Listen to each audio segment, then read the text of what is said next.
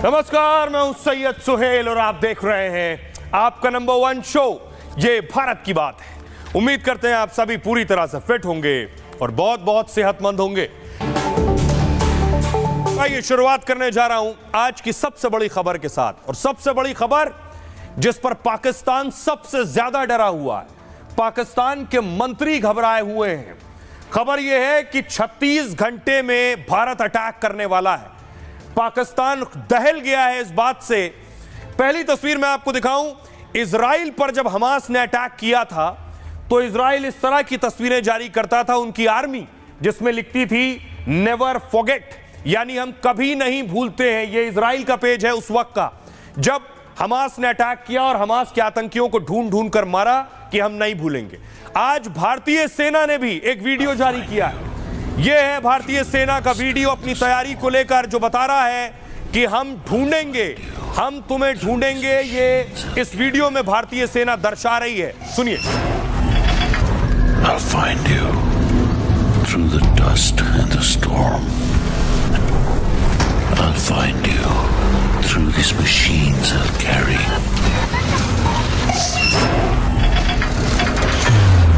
The burden of my brothers and sisters' pain. So I'll find you. You can hide in the distance between shadow and dust, but I'll strike you down when you betray our trust. So I'll find you. That's my job. That's my mission. That's my promise. I'll find you.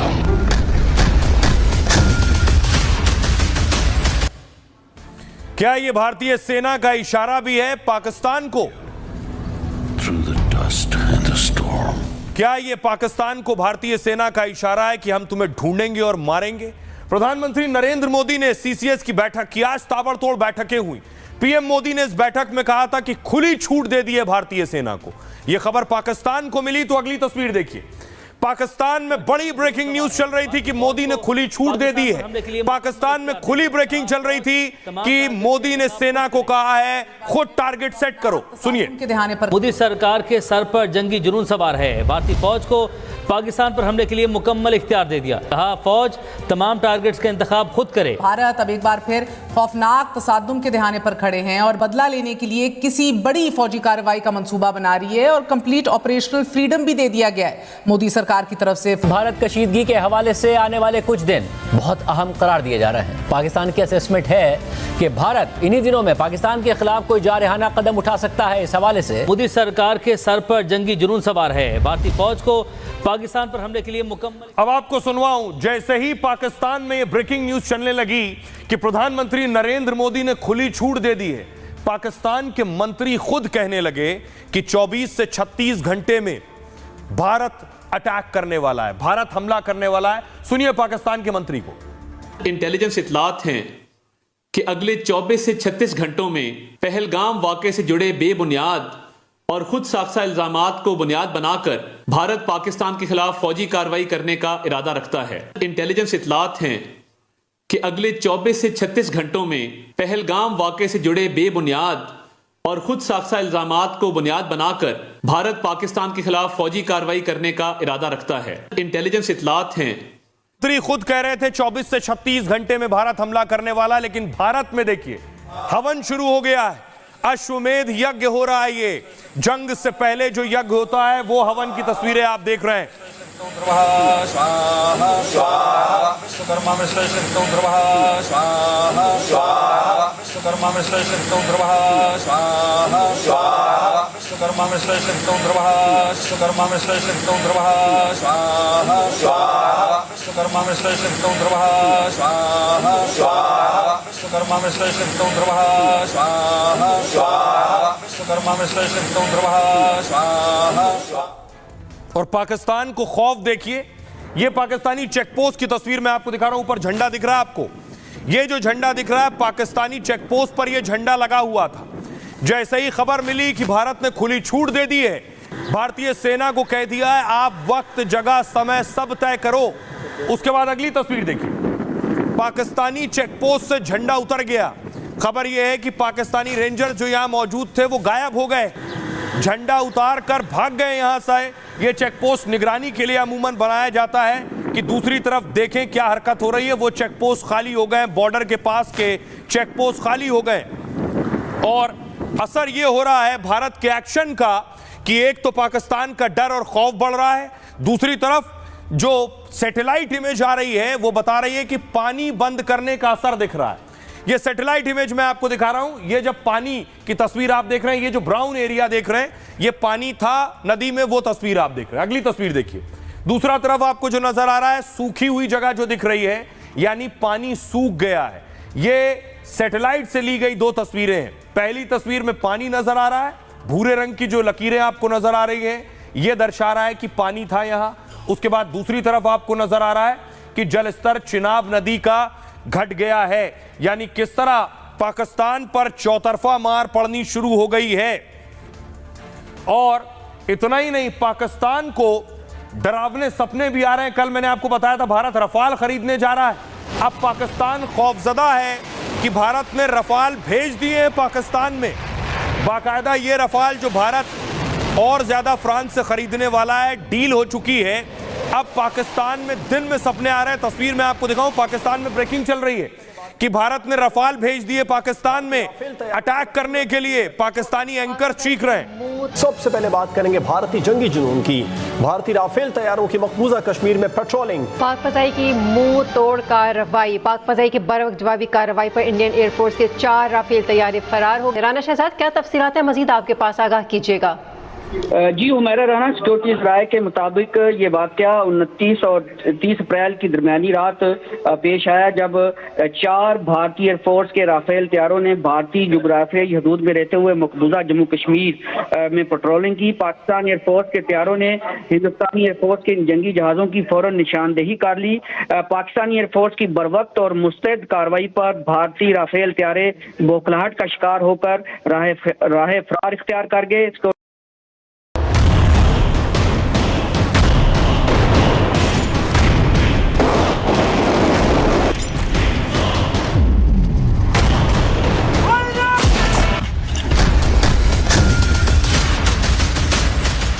जब से मोदी ने पाकिस्तान के खिलाफ सेनाओं को खुली छूट का ऐलान किया है, तभी से पाकिस्तानियों को दिन में हिंदुस्तानी अटैक के सपने आना शुरू हो गए हैं।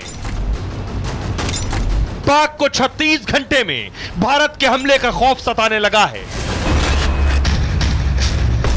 कि अगले 24 से 36 घंटों में भारत पाकिस्तान के खिलाफ फौजी कार्रवाई करने का इरादा रखता है।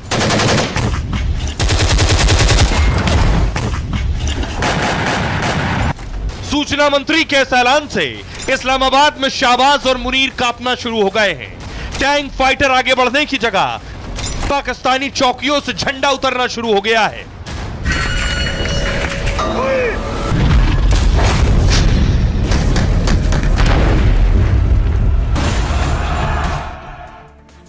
अब देखिए जरा, वक्त बहुत कम बचा है। पाकिस्तान के मंत्री के अनुसार वक्त कितना है जिस पर पूरा देश बात कर रहा है, पूरी दुनिया बात कर रही है कि सिर्फ इतना वक्त बचा है, यानी कहा 36 घंटे।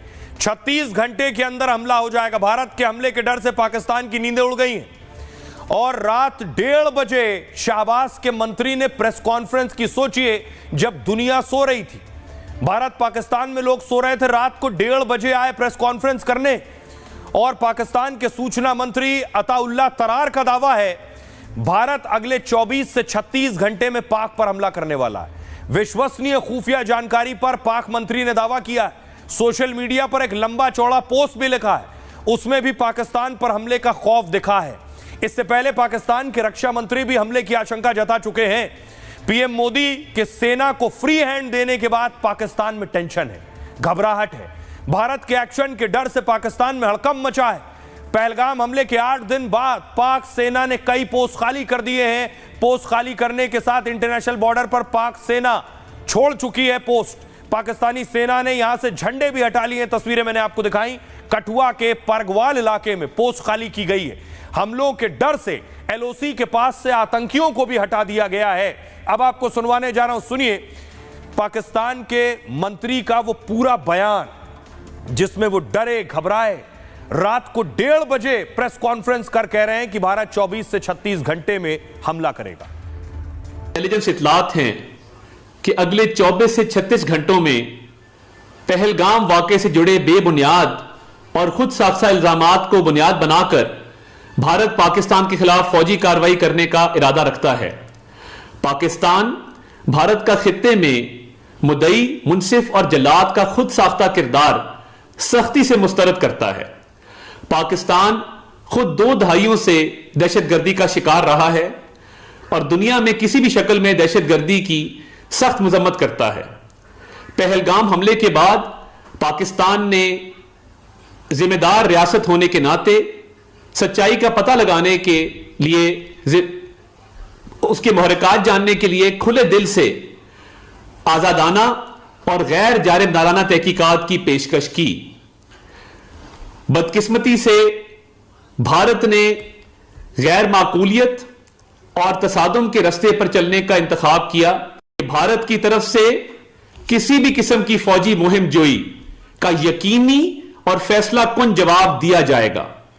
बैनुल-अक़वामी बरादरी को यह समझने की जरूरत है कि जंग से होने वाले तबाहकुन नताइज की जिम्मेदारी सिर्फ और सिर्फ। अब सवाल यह है कि पाकिस्तान के टारगेट कौन से हैं? भारत अगर 36 घंटे में हमला करेगा तो वो टारगेट कौन से होंगे? पाकिस्तान तो खुद मान रहा है भारत हमला करेगा, तो पाकिस्तान में इस बात को लेकर डर और दहशत है। इस्लामाबाद में खास तौर पर भारत का एक टारगेट तो तय है, कोई भी एक्सपर्ट इस बात को कहेगा। अगली तस्वीर में आपको दिखाऊं, हाफिज सईद टारगेट नंबर 1। यह हाफिज सईद है कहां पर? हमने बहुत रिसर्च की, बहुत जानने की कोशिश की, तो पहली तस्वीर में आपको दिखाऊं हाफिज सईद के घर की। यह आप नक्शे में अंदर जाएंगे, बताया जाता है कि हाफिज सईद का घर लाहौर में है। इस जगह पर यह जो आप देख रहे हैं इलाका, यह पाकिस्तान के नक्शे में और अंदर लाहौर में जाएंगे आप तो लाहौर में हाफिज सईद का घर की लोकेशन ये डिटेक्ट होती है। आसपास ग्रीनरी भी आपको नजर आ रही है। अगली तस्वीर में आपको दिखाऊं, हाफिज सईद जेल में, दावा है जेल में है और हाफिज यहीं बंद है। ये है कोट लखपत जेल। ये कोट लखपत जेल की तस्वीर मैं आपको दिखा रहा हूं गूगल मैप के जरिए। सामने ठीक उसके चलता हुआ रोड जाता है और ये कोट लखपत जेल है। लेकिन हाफिज सईद, अगली तस्वीर में आपको दिखाऊं, हाफिज सईद की जो लोकेशन है ये अटारी बॉर्डर से कितना दूर है। अटारी वाघा बॉर्डर से grand trunk road, GT road जो जाता है, ये आप देख रहे हैं अटारी वाघा बॉर्डर से तस्वीर में आपको दिखा रहा हूं। यहां से हाफिज सईद का घर देखिए जरा, अटारी वाघा से 42 किलोमीटर दूर है हाफिज सईद जहां बंद है कोट लखपत जेल, और जहां बंद है वहां से उसका घर 5 किलोमीटर दूर है। इससे आपको अंदाजा होगा कि यहां से ज्यादा मेहनत भारत को नहीं करनी पड़ेगी, सिर्फ 42 किलोमीटर दूर ही जाना है अगर जेल में निपटाना है, और उससे 5 किलोमीटर और जोड़ लीजिए तो 47 किलोमीटर हो जाएगा अगर घर में छिपाया गया है तो। अब देखिए जरा भारत के वो बड़े टारगेट्स हैं कौन कौन से, जो 1-2 नहीं 5 टारगेट मैं आपको बताने जा रहा हूं। पहला टारगेट तो आपको बता दिया, जो खुद पाकिस्तान भी जान रहा है कि यही भारत का पहला टारगेट होने वाला है। यह है पहला target. Target number 1 Hafiz Saeed. Mumbai हमले का मास्टरमाइंड हाफिज निशाने पर है। हाफिज लश्कर तैयबा का संस्थापक है। UN ने इसे ग्लोबल टेररिस्ट घोषित किया है। दुनिया को दिखावे के लिए पाकिस्तान में उसे सजा दी गई है, लेकिन हाफिज सईद अक्सर बाहर दिखता है। लश्कर का हेडक्वार्टर पाकिस्तान के पंजाब के मुरीदके में है। सुरक्षा एजेंसियों के निशाने पर हाफिज का हेडक्वार्टर भी है। लाहौर में भी हाफिज के सीक्रेट ठिकाने की जानकारी मिली है।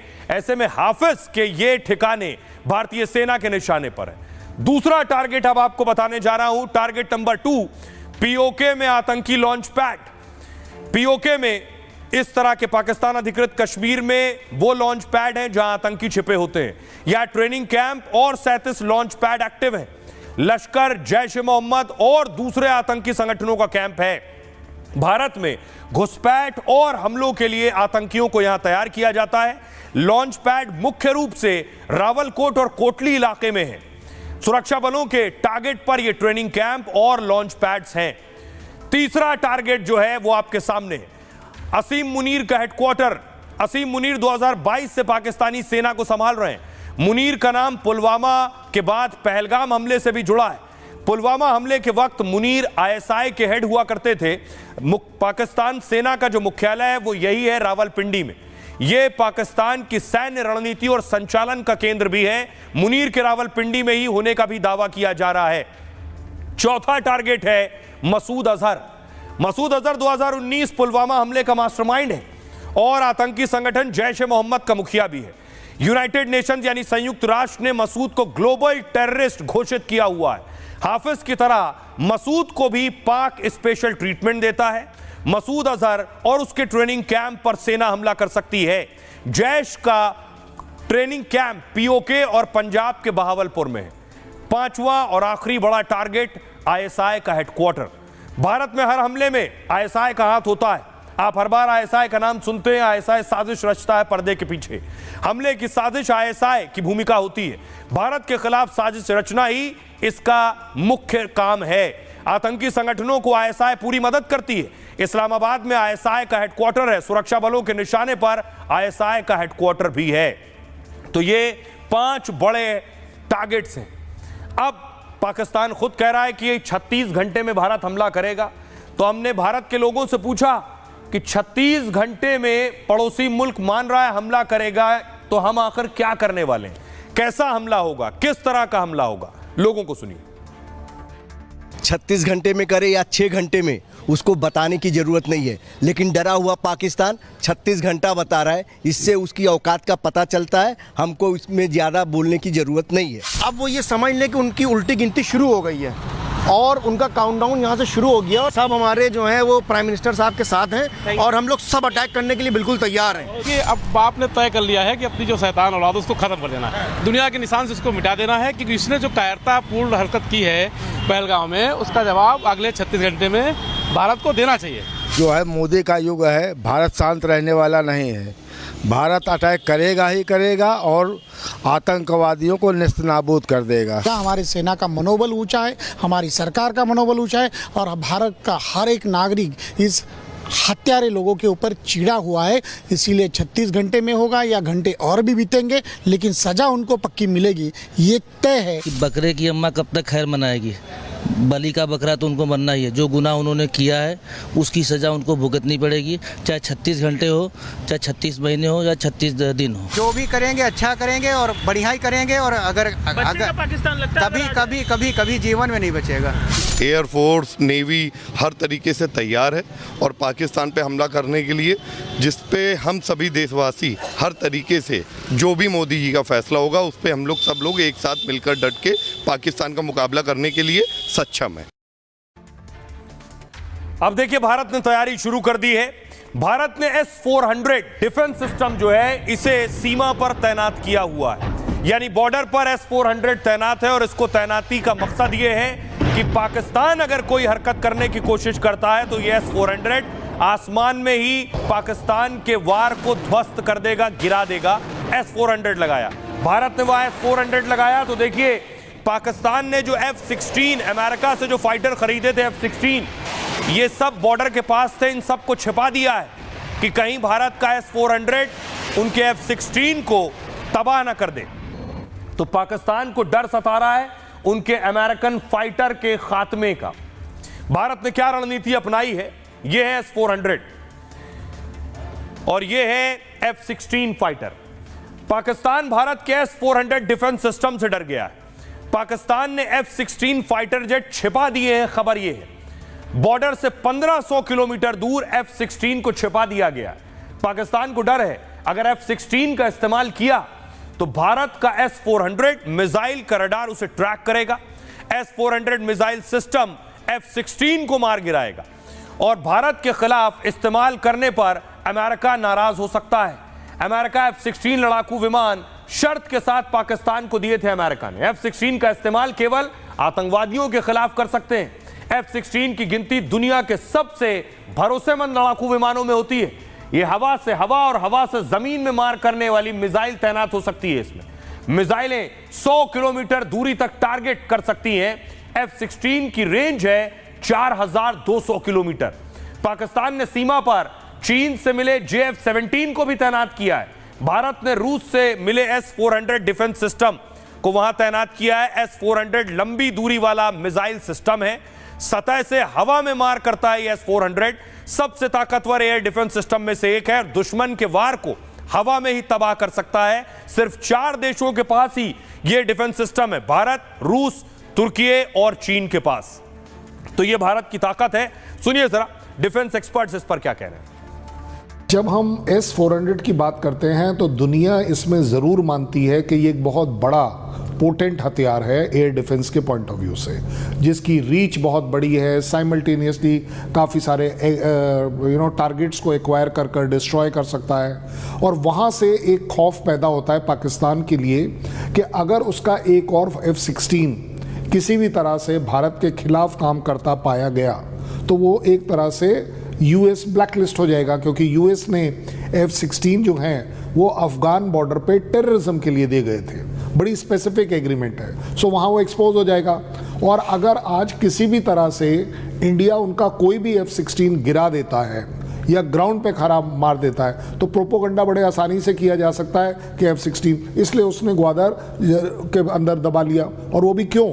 सो दैट उसको इंडिया से दूरी की तरफ डेप्थ मिले और इंडिया उन्हें। और मैं आपको और बता दूं, ग्वादर ही नहीं, उन्होंने उसे अंडरग्राउंड शेल्टर्स में रखा हुआ है, इतनी सेफ्टी है। JF-17 जो है वो अपने आप में उनको एक तरीके से आप कह सकते हैं गिफ्ट का आइटम है। तो भारत एक तरफ पाकिस्तान को कैसे जवाब देना है इसकी तैयारी कर रहा है, दूसरी तरफ पहलगाम जैसा हमला दोबारा ना हो इसकी भी तैयारी कर रहा है। इसलिए बैठकों पर बैठक हुई। आज भी बैठकों का दिन था। प्रधानमंत्री ने 3 से 4 बड़ी बैठकें की। एक बैठक की तस्वीर मैं ये आपको दिखा रहा हूं, अगली तस्वीर मैं आपको दिखाऊं। और इस तरह की दूसरी बैठक भी हुई है, कैबिनेट की भी बैठक हुई है। इस बैठक में एक बड़ी तैयारी की गई है। पीएम मोदी ने एक बड़ी टीम बनाई है। देखिए जरा वो टीम क्या करेगी। मोदी सरकार ने एक बड़ा फैसला किया है। पहलगाम हमले के बाद यह बड़ा फैसला लिया गया है। सरकार ने NSAB का नए सिरे से गठन किया। यह NSAB को राष्ट्रीय सुरक्षा सलाहकार बोर्ड नाम दिया गया है, यानी नेशनल सिक्योरिटी एडवाइजर बोर्ड की कमान खुफिया अधिकारी के हाथ में दी गई है। मोदी सरकार ने NSAB में कुल 7 सदस्यों को शामिल किया है। इसके चेयरमैन आलोक जोशी हैं, जो कि पूर्व रॉ प्रमुख हैं। इसमें सदस्य हैं एयर मार्शल PM सिन्हा, पूर्व वेस्टर्न एयर कमांड में रहे हैं। साथ ही इसके सदस्य हैं, मेंबर हैं लेफ्टिनेंट जनरल AK सिंह, जो कि पूर्व सदर्न आर्मी कमांडर हैं। इसके मेंबर हैं रियर एडमिरल मोंटी खन्ना, जो कि पूर्व नौसेना अफसर हैं। साथ ही इनके सदस्यों में राजीव रंजन वर्मा पूर्व IPS शामिल हैं और मनमोहन सिंह पूर्व IPS इसके मेंबर हैं। एक और मेंबर B वेंकटेश वर्मा पूर्व IFS के अधिकारी हैं। प्रधानमंत्री नरेंद्र मोदी ने यह टीम बनाई है। आपको सुनवाता हूं, सुनिए जरा एक्सपर्ट्स क्या मान रहे हैं। प्रधानमंत्री नरेंद्र मोदी किस तरह से तैयारी कर रहे हैं। फ्री हैंड दिया है 3 चीफ्स को, आर्मी, नेवी, एयरफोर्स की, कि वो खुद टारगेट चुने, कब, कहां, कैसे वार करना है, वो सब उन्होंने उनके ऊपर छोड़ दिया है, जो कि प्रोफेशनल्स हैं, एक्सपर्ट्स हैं। तीनों चीफ बहुत आला और एक्सपीरियंस तजुर्बेकार हैं। हमें पूरा भरोसा है कि वो अच्छे फैसले लेंगे, अच्छी तरह से पाकिस्तान को ठोकेंगे। पाकिस्तान पे बिजली कड़कने वाली है। मैसेज क्लियर हो गया है, क्योंकि इस मैसेज से बड़ा लोगों में डाउट क्लियर हो रहा था कि इसका मतलब क्या है। इसका सिंपल सा मतलब ये है कि अब गवर्नमेंट ने डिसाइड कर लिया है कि हमने एक्शन पाकिस्तान के साथ लेना है। वो जो ऑब्जेक्टिव है वो अभी भी नहीं बताएंगे, पर मीडिया को नहीं पता चलेगा कि हमारा मेन ऑब्जेक्टिव क्या होगा। पर फौज को जो भी कहा जाएगा, फौज को पूरी छूट है कि अपना टारगेट सेलेक्ट करे, अपना टाइमिंग सेलेक्ट करे और मेथड ऑफ अटैक सेलेक्ट करे। तो भारत अपनी तैयारी कर रहा है, लेकिन पाकिस्तान कुछ दोस्तों के भरोसे है कि यार कुछ मदद कर दें। आज खुद तुर्की के खुफिया विभाग के चीफ पाकिस्तान पहुंचे। अगली तस्वीर मैं आपको दिखाऊं, ये आप देख रहे हैं, पाक में तुर्की का प्रतिनिधिमंडल पहुंचा है और बताया गया ये पाकिस्तान पहुंचे हैं, वो तुर्की के खुफिया विभाग के प्रमुख हैं। खबर पिछले दिनों इस तरह की भी आई, हेडक्वार्टर में मुलाकात हुई। खबर पिछले दिनों यह भी आई कि तुर्की ने पाकिस्तान को मदद भेजी है। बाद में तुर्की ने इससे इनकार किया। बेशक कोई भी मुल्क इस बात को स्वीकार नहीं करेगा कि वो हथियारों से मदद कर रहा है। ऐसी स्थिति में वो भी भारत के खिलाफ। भारत पाकिस्तान के तनाव पर दुनिया में हलचल है। पहलगाम पर भारत कड़े जवाब की तैयारी कर रहा है, तो इससे पाकिस्तान में हलचल तेजी से बढ़ने लगी है। तुर्की का हाई लेवल डेलीगेशन इस्लामाबाद पहुंचा है। इस डेलीगेशन में तुर्की के खुफिया चीफ भी शामिल हैं। उन्होंने पाक के वायुसेना मुख्यालय का दौरा किया। इस दौरे का मकसद दोनों देशों में समर्थन बताया गया है, लेकिन भारत पाकिस्तान में तनाव के बीच यह दौरा बहुत खास है। रविवार को खबर यह थी कि तुर्की ने पाक को हथियार भी भेजे और हथियारों से भरे 6 कार्गो प्लेन पाकिस्तान में लैंड हुए। तुर्की ने बायरक्टर ड्रोन, स्मार्ट बम और गाइडेड मिसाइल भेजी हैं। बायरक्टर तुर्की के घातक ड्रोन में से एक है और यह हथियारों के साथ लंबे समय तक उड़ान भर सकता है। हालांकि इसके तुरंत बाद तुर्की ने दावे को खारिज कर दिया था। तुर्की ने कहा कि एक विमान तो पहुंचा था ईंधन भरवाने के लिए, हमने कोई हथियार नहीं भेजे। अब तुर्की के खुफिया चीफ के दौरे पर सवाल उठ रहे हैं। आइए अब आपको सुनवाऊं और उससे पहले हमारे साथ जुड़ रहे हैं खास मेहमान जीडी बख्शी, डिफेंस एक्सपर्ट, जिनको आपने अभी सुना।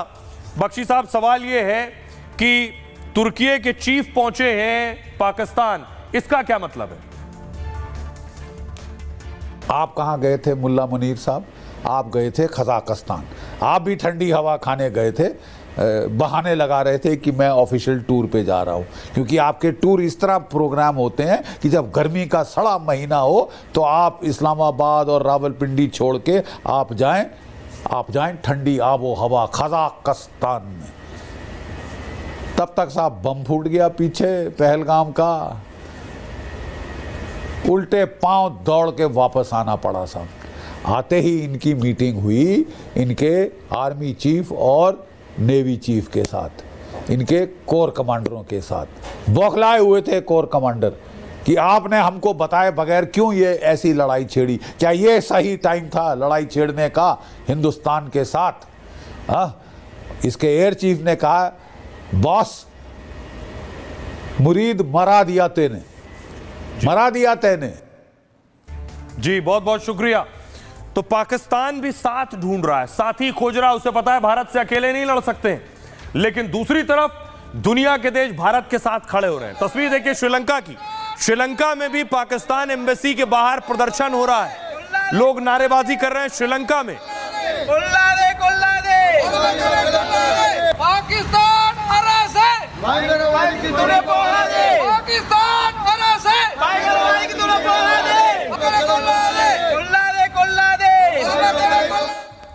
दूसरी तरफ भारत के साथ इजराइल के बाद अब आकर ब्रिटेन भी खड़ा हो गया है। ब्रिटेन भी वही बात कह रहा है जो इजराइल कह रहा है कि हम आपके साथ हैं और आपको हर मदद देने को तैयार है। पहलगाम हमले को लेकर दुनिया भारत के साथ आ गई। पहले इजराइल ने भारत को खुला समर्थन का ऐलान किया, अब ब्रिटेन भी पूरी तरह से भारत के साथ खड़ा हो गया। ब्रिटेन की संसद में पहलगाम आतंकी हमले की निंदा की गई। वहां के सांसद ने कहा कि ब्रिटेन भारत का पूर्ण समर्थन करे और आतंकवाद को खत्म करने में भारत की पूरा साथ दे। उन्होंने कहा पहलगाम में 26 लोगों के सिर में गोली मारी गई। पहलगाम में आतंकी हमला पूरी तरह से सुनियोजित था। कहा कि पीओके में अभी आतंकियों के ठिकाने सक्रिय हैं, यानी एक्टिव है अभी भी आतंकी। उन्होंने ब्रिटिश सरकार से भारत को समर्थन पर सवाल किया है। इसी सवाल के जवाब में सरकार ने कहा है कि वो भारत के साथ हैं।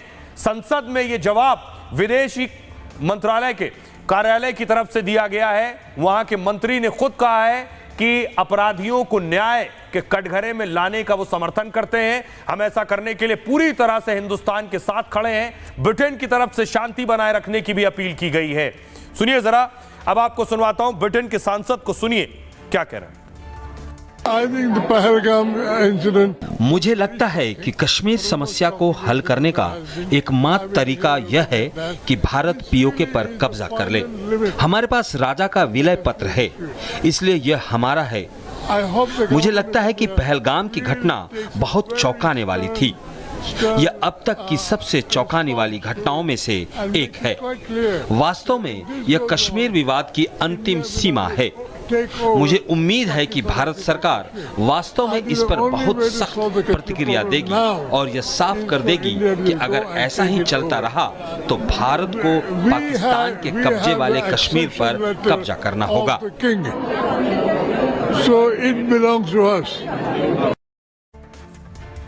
तो बेशक पाकिस्तान कितनी तैयारियां क्यों ना कर रहा हो, लेकिन क्या पाकिस्तान और पाकिस्तानी सेना भारत के आगे कहीं टिकेगी? भारत को दुनिया का समर्थन मिल रहा है, पाकिस्तानी सेना भी अपने कुछ वीडियो जारी कर रही है जिसका मजाक भी उड़ रहा है, लेकिन क्या पाकिस्तान में वो ताकत है?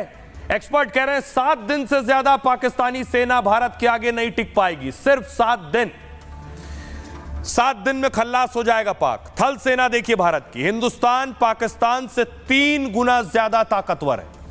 सैन्य ताकत में भारत की ताकत 4थे नंबर पर है, जबकि पाकिस्तान 8 नंबर पीछे 12वें नंबर पर है। जमीनी जंग में भारत पाकिस्तान पर भारी है। भारत के पास T-90 भीष्म और अर्जुन जैसे टैंक हैं, एक जगह से दूसरी जगह ले जाने वाली तोपें ज्यादा हैं। पाक के मुकाबले भारत के पास 1.6 गुना ज्यादा तोपें। भारत के पास रात में लड़ाई के लिए अपग्रेडेड हथियार भी हैं और डिजिटल वॉरफेयर के मामले में भी पाक उनके आगे, भारत के आगे कहीं नहीं टिकता है। वायुसेना पाकिस्तान के मुकाबले इंडियन एयरफोर्स कहीं ज्यादा मजबूत है। रफाल, सुखोई जैसे फाइटर जेट के आगे F-16 जैसे जेट्स हैं और भारत के पास हेरॉन, हारोप और हरमीज जैसी शानदार इजरायली ड्रोन भी हैं जो 450 किलोमीटर से लेकर 1000 किलोमीटर तक हमले कर सकते हैं। मिराज 2000 और जगुआर जैसे जहाज से न्यूक्लियर मिसाइल भी छोड़ सकते हैं। इसके साथ ही भारत के पास 2 एयरक्राफ्ट कैरियर और मजबूत समुद्री बेड़ा है। भारत के पास INS विक्रमादित्य, INS विक्रांत विमान वाहक युद्धपोत है, जबकि पाकिस्तान के पास कोई भी विमान वाहक युद्धपोत नहीं है। भारत के पास न्यूक्लियर सबमरीन्स हैं जो पाक के पास नहीं है। हिंदुस्तान के पास INS अरिहंत और INS अरिघात जैसी न्यूक्लियर सबमरीन है। परमाणु ताकत देखिए, भारत के पास 180 परमाणु हथियार है, पाकिस्तान के पास 170 परमाणु हथियार हैं और भारत पृथ्वी और अग्नि मिसाइल से परमाणु हमला कर सकता है। K-15 सागरिका और K-4 मिसाइल से न्यूक्लियर अटैक भारत कर सकता है। अब देखिए खर्चा, भारत की आर्थिक ताकत मजबूत है। भारत युद्ध पर रोज 2000 करोड़ तक खर्च कर सकता है। पाकिस्तान बहुत ज्यादा 500 करोड़ से ज्यादा खर्च नहीं कर पाएगा। 2024 में भारत की प्रति व्यक्ति आय, सालाना आय 2,26,000 थी। पाकिस्तान की प्रति व्यक्ति सालाना आय केवल 1,32,000। ऐसे में एक्सपर्ट्स का मानना है युद्ध के हालात में पाक एक हफ्ता भी नहीं टिकेगा। सुनिए डिफेंस एक्सपर्ट अनुराग शुक्ला को, वो क्या कह रहे हैं। और हमें पूरे राइट्स हैं आज कि हम अपने डिफेंस के लिए कोई भी तगड़ा सख्त कदम उठा सकें। हमारी देश की सेनाएं क्या करेंगी इसको आज की डेट में सीक्रेट ही रखा जाए, बट मैं आपको ये विश्वास दिलाता हूँ at the end of the operation, जब ऑपरेशन खत्म हो जाएंगे तब आपको एक बहुत अच्छा रिजल्ट नजर आएगा और एक ज्योग्राफी चेंज होती हुई आपको नजर आएगी। और ये बहुत बड़ा स्टेटमेंट मैं दे रहा हूँ कि ज्योग्राफी चेंज होती हुई नजर आएगी। अब सवाल ये है कि पाकिस्तान 7 ही दिन टिक पाएगा, लेकिन हथियारों के मामले में भारत के आगे कहीं टिकता है क्या? देखिए, अब ये दोनों मुल्कों की ताकत आपके सामने है। भारत के पास 14,55,000 एक्टिव सक्रिय सैनिक हैं और पाकिस्तान के पास इसके आधे से भी कम 6,54,000 सक्रिय सैनिक हैं। साथ ही रिजर्व सैनिक 11,55,000 भारत के पास हैं और 5 लाख रिजर्व सैनिक पाकिस्तान के पास हैं। टैंक्स देखिए, भारत के पास ये टैंक जो जमीन पर लड़ाई करेंगे जाकर बॉर्डर पर, भारत के पास 4,614 टैंक है, पाकिस्तान के पास 3,742 टैंक है। जमीनी लड़ाई में बख्तरबंद वाहन की जरूरत होती है, भारत के पास 1,51,000 बख्तरबंद वाहन है। पाकिस्तान के पास देखिए सिर्फ 50,523। अगर आसमानी लड़ाई होगी, फाइटर सबसे ज्यादा इस्तेमाल में आते हैं, भारत के पास 600 फाइटर है, पाकिस्तान के पास 387 फाइटर हैं, उसमें से यह भी नहीं पता कितने काम के हैं। एयरक्राफ्ट देखिए, भारत के पास 2,229 एयरक्राफ्ट हैं और पाकिस्तान के पास 1,434 एयरक्राफ्ट हैं। जहाज, अगर समंदर के जरिए लड़ाई होती है इधर कराची की तरफ या हिंद महासागर या अरब सागर की तरफ, तो भारत के पास 294 जहाज हैं, पाकिस्तान के पास 114, भारत के पास बहुत से युद्धपोत भी हैं। पनडुब्बी बहुत अहम भूमिका निभाती है इस तरह के वॉर में। 18 पनडुब्बी भारत के पास है और 8 पाकिस्तान के पास। खबर यह है उन पनडुब्बी में काम सिर्फ पाकिस्तान की 2 ही कर रही हैं। रक्षा बजट में देखिए जरा, भारत का रक्षा बजट 77.4 बिलियन डॉलर है और उधर देखिए सिंगल डिजिट एक ही साथ है 7.61 बिलियन डॉलर। अब पाक से 10 गुना ज्यादा भारत का रक्षा बजट है। डिफेंस एक्सपर्ट्स की जुबानी सुनिए पाकिस्तान की हालत क्या कह रहे हैं।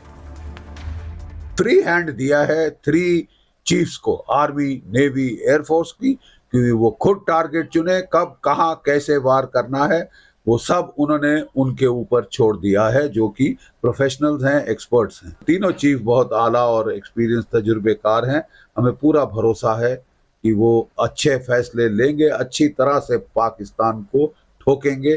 पाकिस्तान पे बिजली कड़कने वाली है। मैसेज क्लियर हो गया है, क्योंकि इस मैसेज से बड़ा लोगों में वो डाउट क्लियर हो रहा था कि इसका मतलब क्या है। इसका सिंपल सा मतलब ये है कि अब गवर्नमेंट ने डिसाइड कर लिया है कि हमने एक्शन पाकिस्तान के साथ लेना है। वो जो ऑब्जेक्टिव है वो अभी भी नहीं बताएंगे, पर मीडिया को नहीं पता चलेगा कि हमारा मेन ऑब्जेक्टिव क्या होगा। पर फौज को जो भी कहा जाएगा, फौज को पूरी छूट है कि अपना टारगेट सेलेक्ट करे, अपना टाइमिंग सेलेक्ट करे और मेथड ऑफ अटैक सेलेक्ट करे। अब दूसरी तरफ पाकिस्तान की असली हालत पता चल रही है। ये तस्वीरें आप देख रहे हैं।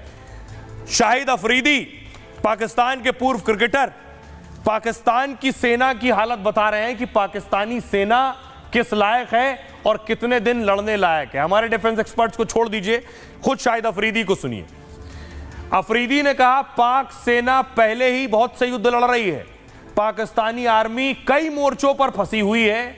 बलूचिस्तान और खैबर पख्तूनख्वा में जंग के हालात हैं। बलूचिस्तान लिबरेशन आर्मी मार रही है, बलूचिस्तान लिबरेशन फ्रंट मार रहा है, तहरीक तालिबान जैसे संगठन पीट रहे हैं। अब आखिर क्या बचा? हर महीने पाकिस्तान के जवानों की जान जा रही है। मार्च महीने में बलूच लिबरेशन आर्मी ने ट्रेन हाईजैक कर ली। बीएलए और पाकिस्तानी आर्मी के बीच भीषण मुठभेड़ हुई। पाकिस्तान के 50 से ज्यादा सैनिक मारे गए। तहरीक तालिबान भी पाक सेना के खिलाफ लड़ रही है। टीटीपी खैबर पख्तूनख्वा के कबायली इलाकों में सक्रिय है। खैबर पख्तूनख्वा की सीमा अफगानिस्तान से लगती है और अफगानिस्तान में तालिबान की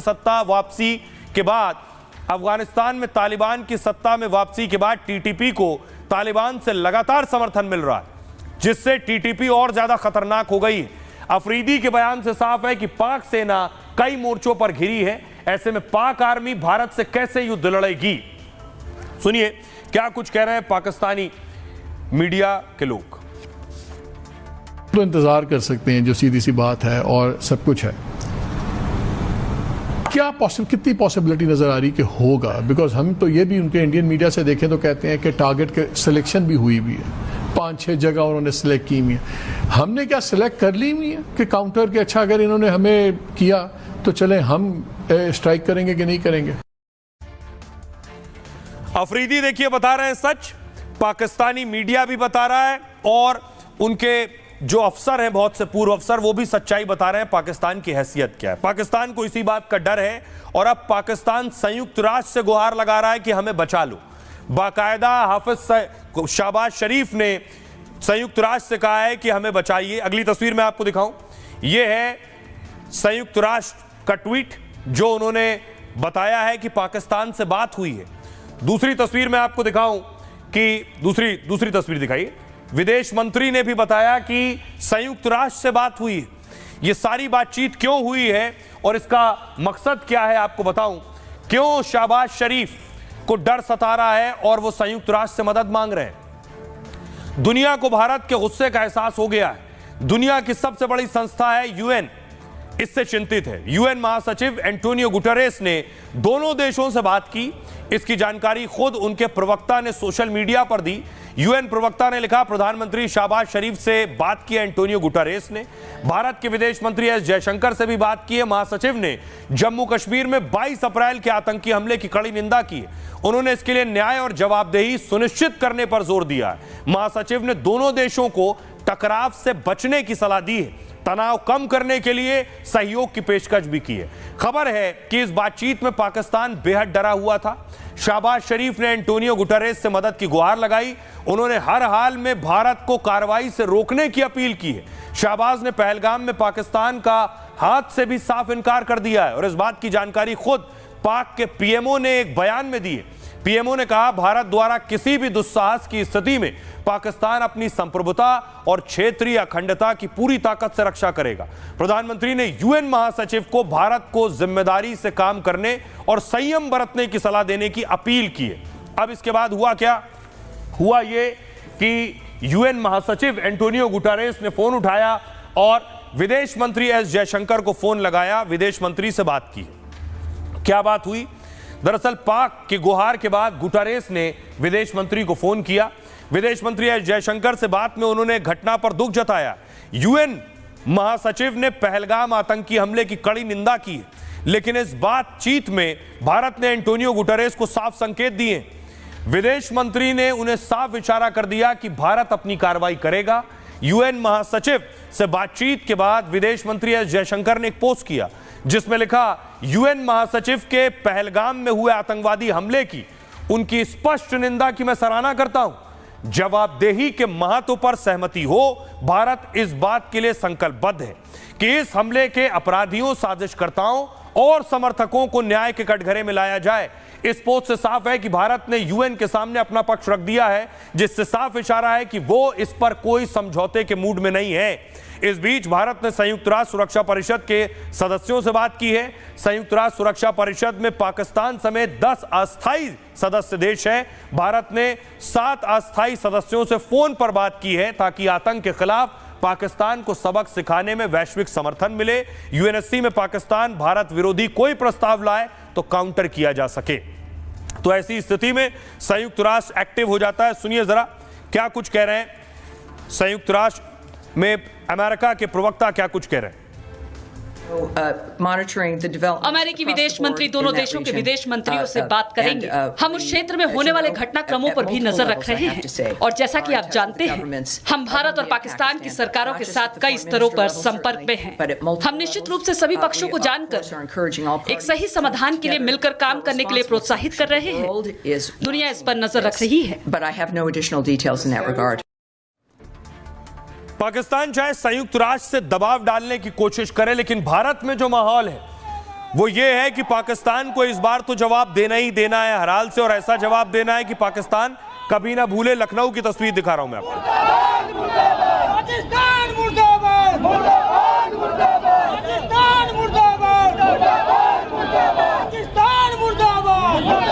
इसलिए भारत एक्शन भी ले रहा है। ये है आतंकी फारूक अहमद।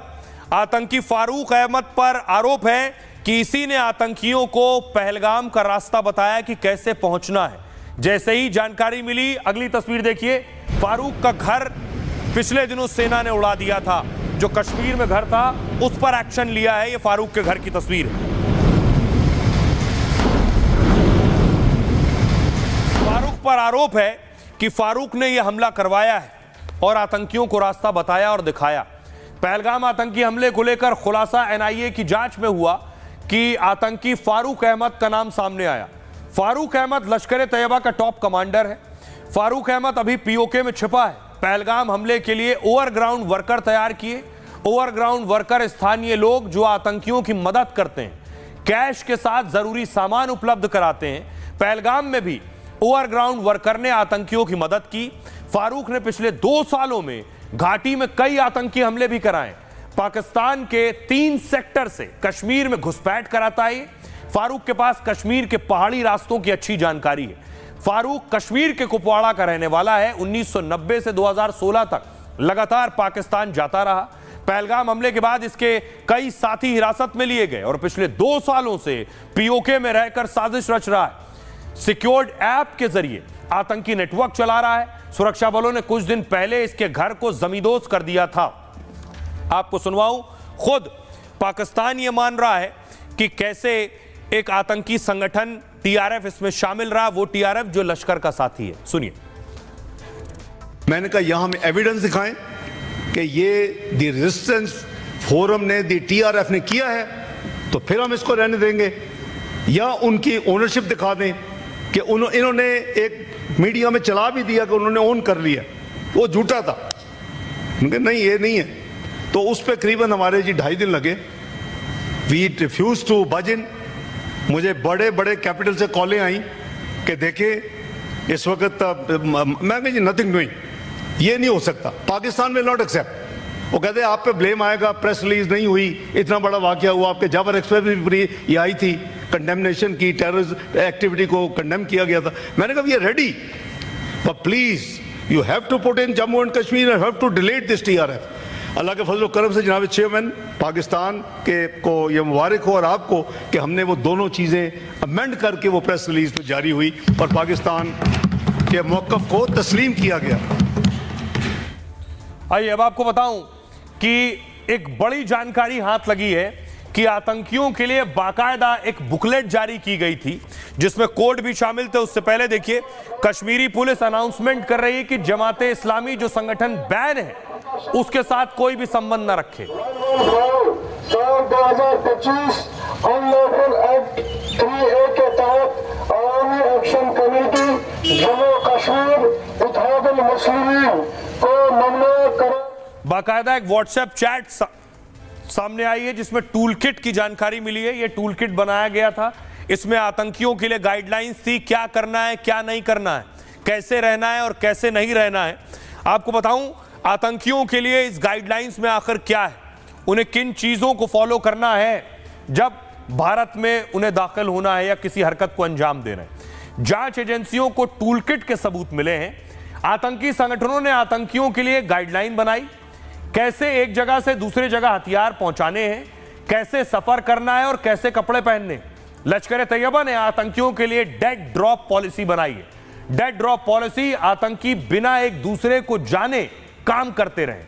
आतंकी एक दूसरे से हथियार और जानकारी शेयर करते हैं।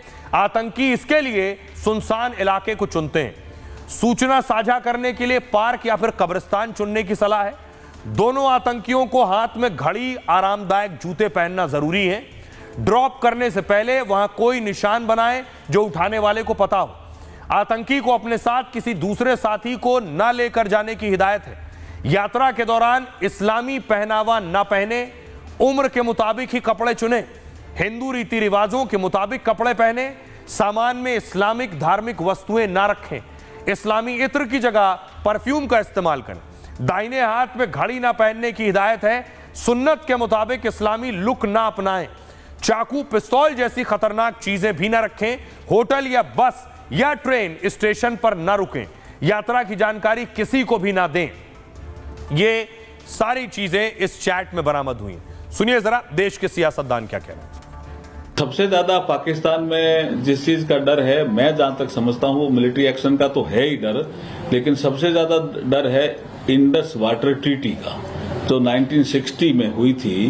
उस ट्रीटी को कैप्टन अबेंस किया।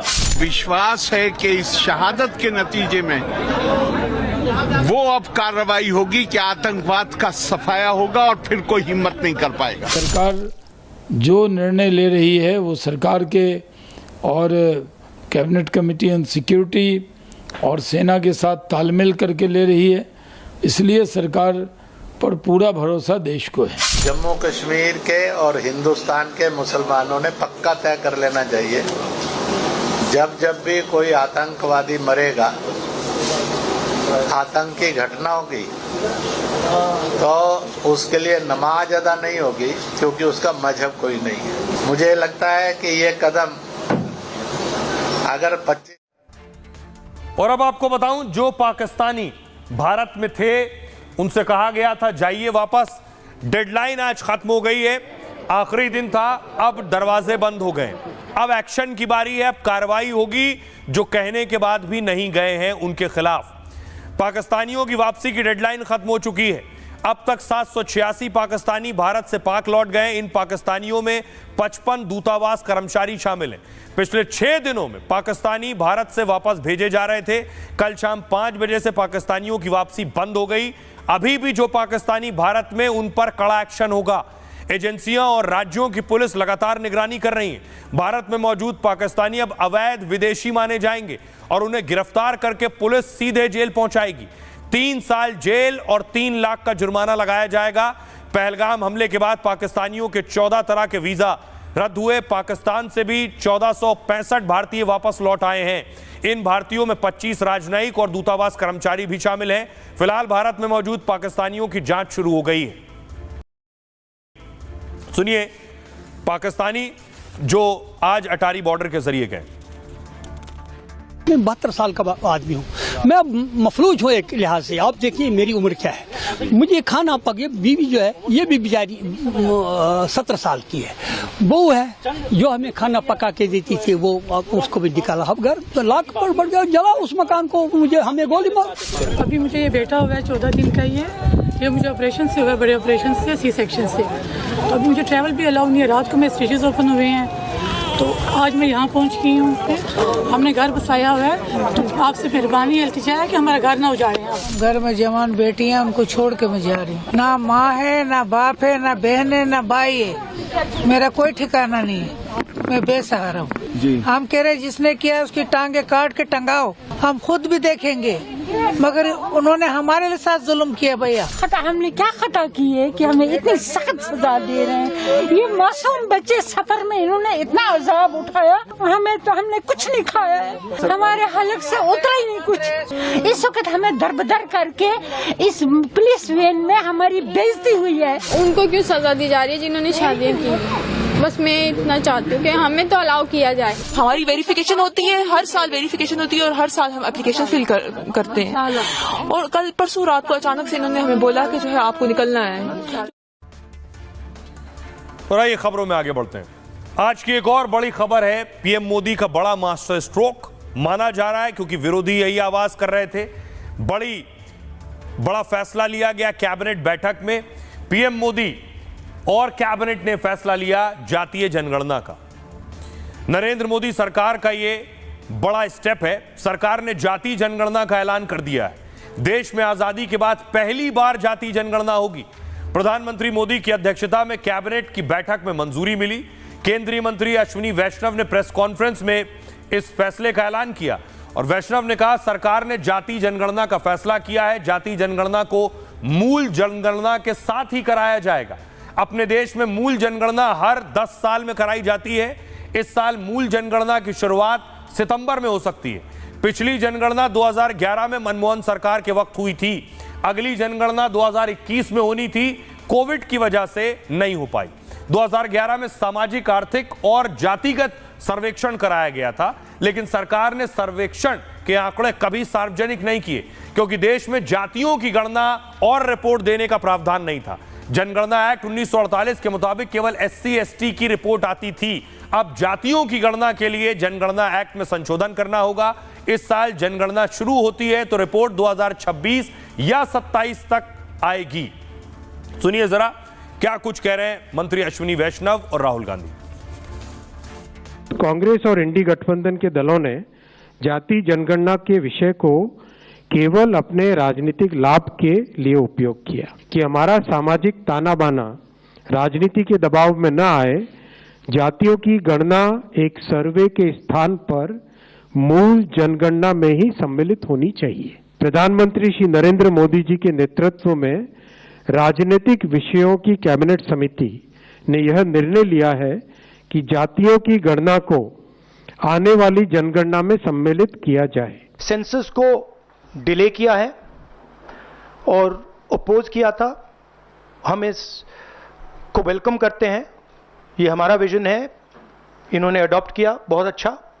मगर हम चाहते हैं कि हमें डेट्स बताई जाएं, किस दिन तक ये सेंसस होगा, बजट में इसका पैसा आना चाहिए। अभी प्रधानमंत्री जी ने जो शासिक कदम आज लिया है, इससे समाज में समरसता आएगी। और इसके पहले भी आदरणीय प्रधानमंत्री जी ने 10% का आरक्षण जब आर्थिक और सामाजिक रूप से पिछड़े लोगों को दिया था, तो किसी समाज के किसी तबके ने इसका विरोध नहीं किया। समाज में कहीं तनाव नहीं। हमारे पुरखों की जीत है, समाजवादियों की जीत है, लालू जी की जीत है। हम लोगों की ताकत देखिए, समाजवादियों की ताकत देखिए कि इनको हमारे ही एजेंडे पर जो है काम करना पड़ रहा है। भाजपा के नेता आदरणीय नरेंद्र मोदी जी ने इस भारत के सभी जाति धर्मों के लोगों को गिनने का आदेश दे दिया। जनगणना आयोग के द्वारा जनगणना का कार्य किया जाना है। उस जनगणना के कार्य में जाति जनगणना का ऐलान किया गया है कि आइए बारी आज के सूत्र की है। विनम्रता ज्ञान और सफलता की नींव है। यह हमें काबिल बनाती है और सम्मान दिलाती है। आज का सूत्र दिया था आचार्य चाणक्य ने। चाणक्य का सूत्र है सर्वस्य भूषणम विनया, मतलब किसी व्यक्ति का सबसे बड़ा आभूषण या गुण विनम्रता है। विनम्र व्यक्ति के सामने क्रोधी व्यक्ति अपना क्रोध भूल जाता है और अपराधी अपना अपराध भूल जाता है। चाणक्य ने चंद्रगुप्त मौर्य को राजा बनाने में अहम भूमिका निभाई। चंद्रगुप्त एक साधारण व्यक्ति थे। चाणक्य ने ही उनकी क्षमता को पहचाना और उन्हें राजा बनाया। चंद्रगुप्त भले ही उनके छात्र थे, लेकिन चाणक्य ने हमेशा उनका सम्मान किया। चाणक्य ने हमेशा मंत्रियों और अपने शिष्यों का भी सम्मान किया। वो मधुर वाणी और विनम्रता से जहां जाते सबका दिल जीत लेते थे और इसी गुण के चलते चाणक्य के ज्ञान और नीति को दुनिया में प्रसिद्धि मिली। चाणक्य का सूत्र है, जो व्यक्ति अपनी बोली और व्यवहार में शालीनता रखता है वो अपनी विनम्रता से दिल और भरोसा जीत लेता है। बहरहाल ये भारत की बात है में इतना ही। आप अपना और अपनों का बहुत बहुत ख्याल रखिए। रुक रहे हैं एक छोटे से ब्रेक के लिए।